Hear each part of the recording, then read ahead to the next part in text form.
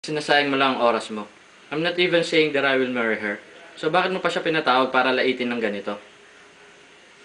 Kapag sinabi kong di ko na kayang mabuhay kapag wala siya, tsaka ka na makialam. Pigilan mo muna yung sarili mo. I'm telling you, sandali lang to. Hindi ka ba makapaghintay? Ano? Seryoso ka ba? Kailan ba ako nakipagbiruan sa'yo? Walang pakialam ang babae niyan kahit na magkagusto ako sa kanya. Kaya huwag ka na makipag-usap pa. Huwag mo na sayangin ang oras mo sa babaeng katulad niya. Kapag sinabi ko na mama na siya lang ang babaeng gusto kong pakasalan, gusto ko, pigilan mo ako. Pero sa totoo niyan, ako ang walang panahon para sa anak niyo. Ano? Sinuntok ko na ang anak niyo, tinadyakan at hinagis sa lupa. Pero baliw na ata siya dahil sinabi niya na mas lalo akong gumaganda. Jamie! Ano? Sinaktan mo ang anak ko? Siya? Hindi ako naniniwala sa'yo. Sinungaling! Wala na akong sasabihin pa. Magpapaalam na ako. Bastos ka talaga. Hindi pa tayo tapos mag-usap. Dalhin mo na yan. Kung mahirap ka, wala kang pera, saan mo kinuha ang pambili niyan? At ang lakas naman ng loob mo magregalo sa akin. Hindi ako kumakain ng binili lang sa kalye. Ayoko ng basura. Jamie, ikaw ba ang nagdala niyan? Bakit? May iba pa ba? Owen, hindi mo siya ka-level. Hindi kita pinag-aral sa ibang bansa para mapunta lang sa walang kwentang babaeng katulad niya. Layuan mo siya.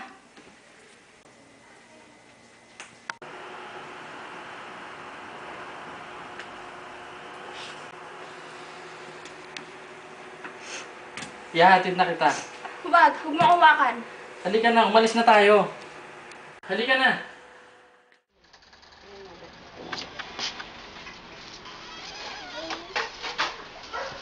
Pumunta na ako dito bago mo pa matuklasan.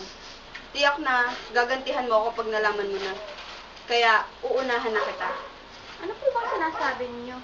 Winter noon, 21 years old si Owen. Na-aksidente siya. Na-trauma siya ng husto. Niligtas siya ng isang bumbero. At sa pagliligtas ng bumbero, na-aksidente siya. Siya ang binisita ko sa sementeryo. Siya ang inalala ko. Hindi maaari. Siya ang nagligtas kay Owen. Babayaran kita. Tutumbasan ko ng kayamanan. Kahit magkano ibibigay ko, wag lang si Owen. Wag lang ang anak ko. Parang awa mo na. Maawa ka sa kanya. Hindi ba kita pwedeng pakiusapan? Kung magiging makulit ka, mawawala sa kanya lahat ng yaman na nararanasan niya. Pagsisisihan niyo tong lahat.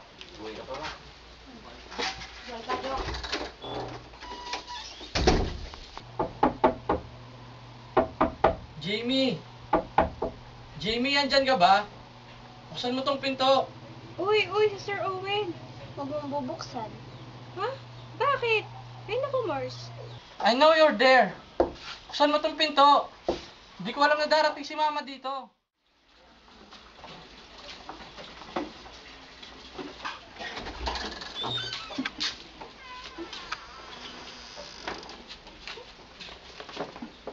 Sabi ko na nga ba? Eh bakit ho ba? Ito yung mga pinabili niya. Nandito ang gamit. Ha? Oh, diba? Ba't kayo nandito? Lumabas na kayo! Ikaw, ba't yun nandito? Babae mo ba to? Lumabas na nga kayo eh! Ba't ba kayo nandito? Ha? Ba't kayo nandito? Anong ginagawa niyo dito? At anong kalokohan nito, ha? Ba't kayo magkasama? Ano bang relasyon yung dalawa?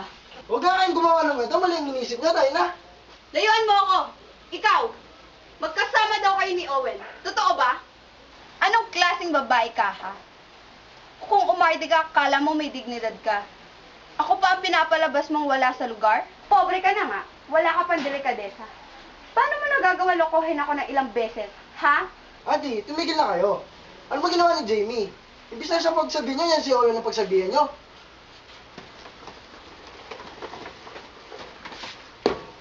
Yan ba ang gusto mong pag-usapan namin ni Owen, ha?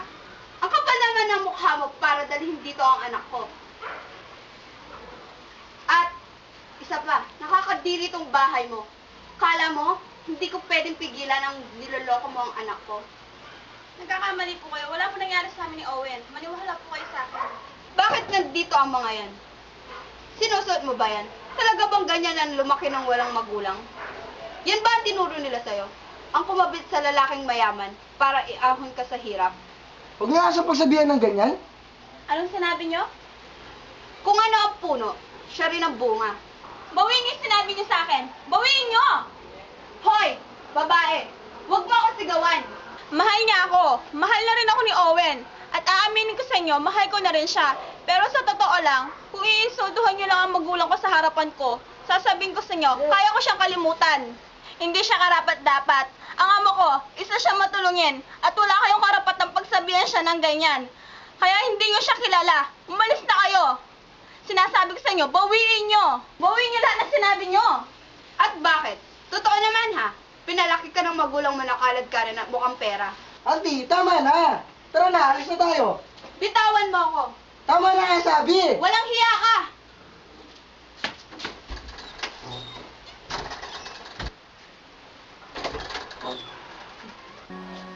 Who am I that the Lord of all the earth would care to know my name, would care to feel my hurt?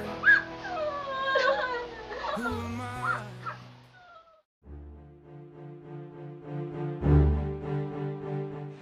Here I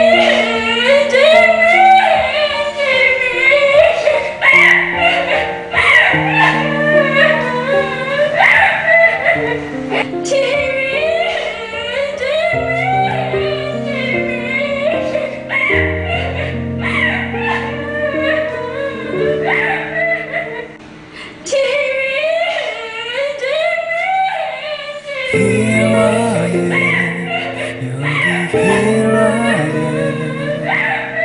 여기 here I am, 내가 여기에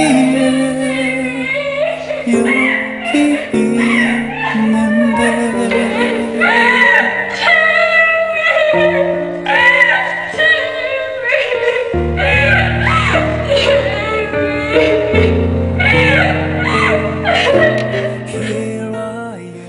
Jamie, huwag ka naman magloko ng ganito. Di pa nga tayo nagkakausap ng matino tungkol sa tatay mo. Gising na!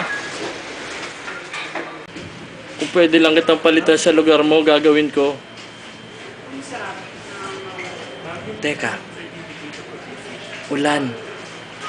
Oo, ulan.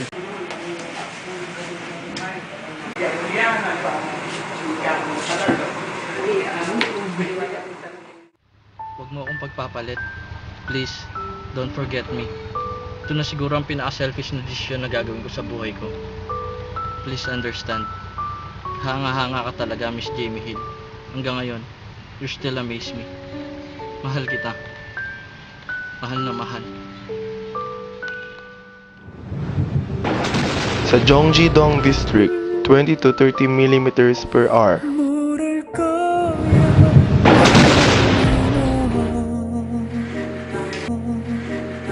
Nasa si Jamie? Nawawala siya. Pati si Owen, tsaka yung sasakyan niya, nawawala din. Tumawag na kami sa mga pulis para hanapin siya. Hello? Ano? Nakita niyo na siya? Kumusta? Anong balita sa kanila? Wala pa. Antusin pa lang silang dalawa. Ano bang naisip ni Owen at ginawa niya yun?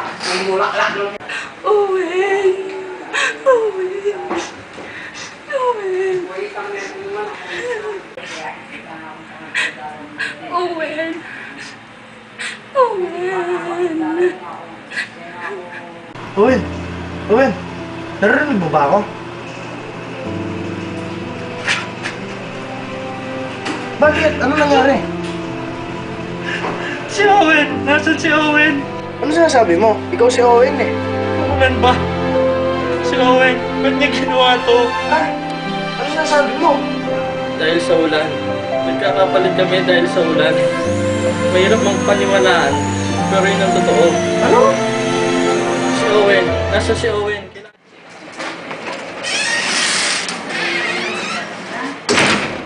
Kumusta ka na? Direk Jason. Oo, ako to, si Jamie. Ha? Ano sinasabi mo?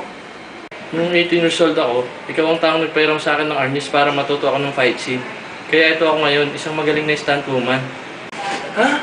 Paano nangyari? Oo, ako to. Bakit ginawa ni Owen to? Bakit naipagpalit siya sa akin ng katawan? Paano nangyari to? Dahil sa ulan. Sa ulan?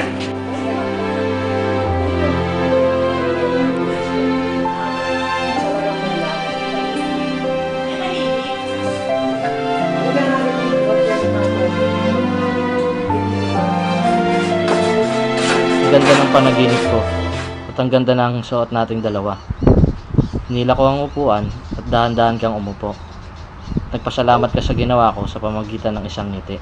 Ikaw din, nakatitig lang habang nakatingin ka sa akin. Masaya tayo habang naghihintay sa taong nag-iimbita sa atin. Tatay, ikaw ba yan? Pamilyar po kayo. Nagkakilala na po ba tayo? Ang inaming ito, ang mahikang nangyari sa inyong dalawa. Sa ngayon, magiging maligaya na kayo. Jamie, huwag mong kakalimutan. Mahal na mahal ka ni tatay.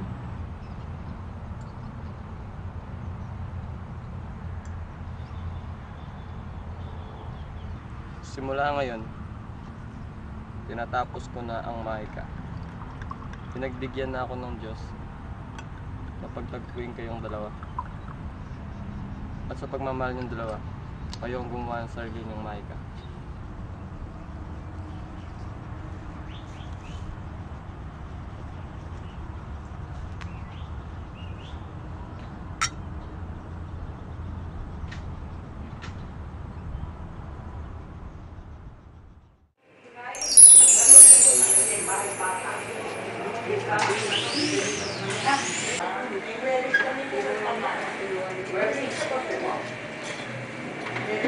Ha?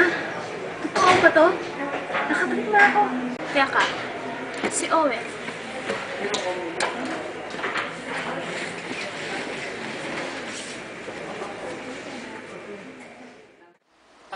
Bakit ako nandito? Anong ginagawa ko dito? Dapat nasa katawan ako ni Jamie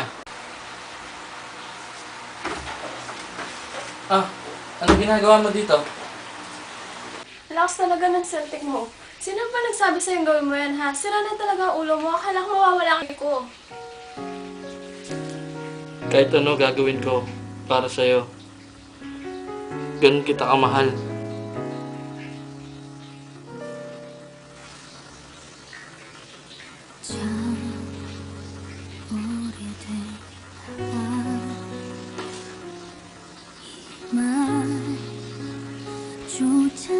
After 5 years, naging mag-asawa si Jamie at Owen. Nagkaroon sila ng anak. Samantalang si Sophie at Oscar nagkaayos na. At si Arnold ay nagtapat ng tunay na nararamdaman na iniibig niya si Anya.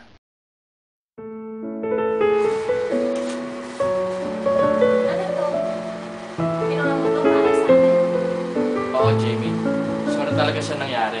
Napalitan ko sa mga star ng Dark Dad. I'm so proud of you.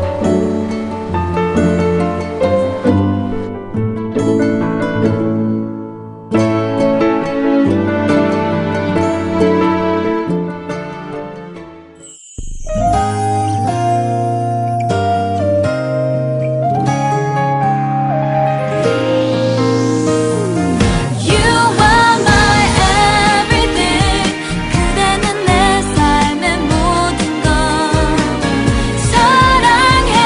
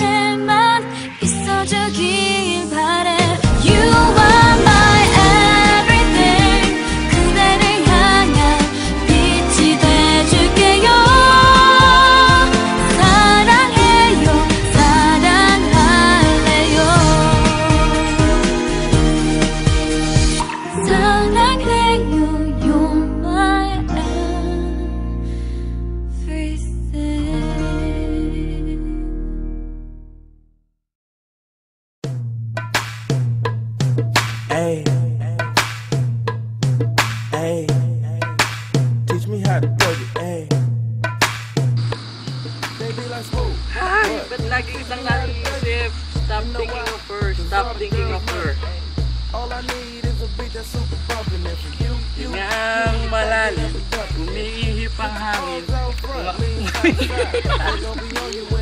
Hit that Dougie ride. Ain't nobody hitting with my bro from on the side. He go by Bubba and he hit that death like thunder. Okay, I ain't from Dallas, but I D-town boogie. I show my moves on the everybody trying to do me. Hindi ko makakaya. For me, love is non-negotiable factor. At ayoko maging sunod-sunod ng naanak. So they try to shoot me. Females be stuck to me. I think they try to glue me. I make the party shine bright when it started gloomy. This beat was bubble gum, so I had to chew it. Taste me how to duck, taste me how to duck, taste me how to duck, taste me how to duck. Everybody love me, everybody love me, everybody love me. You ain't messing with my Dougie. Taste me how to duck, taste me how to duck. Saka dapat abroad. Yun naman, magsalita na ako. The name is John. For them dudes who don't know me, I know I'm from the West, but I can teach you how to Dougie. I step up in the club and all these girls bug me. Your boy dancing. Nag-war lang ako na nag-date kayong dalawa. Ay naku, pag nalaman niyo kung nangyari. And I take it real low. They like how we do that, he can Dougie on the floor. Yeah, and when your boys stop, they like Dougie some more. I'm like, your boy kinda tired, and I pass it to the bro, and boom. Show these cats how to do that. Got the whole crew cat. Taste me how to duck, taste me how to duck, taste me how to duck, taste me how to duck. Everybody love me, everybody love me, everybody love me. You ain't messing with my Dougie. Taste me how to duck, taste me how to duck. Taste me how to duck. Everybody love me, everybody love me. Hey, back of the party, I don't really like to be. I'ma put it in the way and try to meet a red bone. Her to head home. She got a friend, so it's a two-man, and I wanna run it even if her legs long. She like you heavy, I think she love me, but I changed the subject and I do my Dougie. All the bros call me lucky cause they see the girl I'm with and she ready, so we rushing. I turned off my kick cause I don't wanna hear no fussing. Cali swag got them haters under their breath fussing. Man, you can't tell me nothing. Star made the beat, I just took it out the oven. I just see the Dougie win, everybody clap.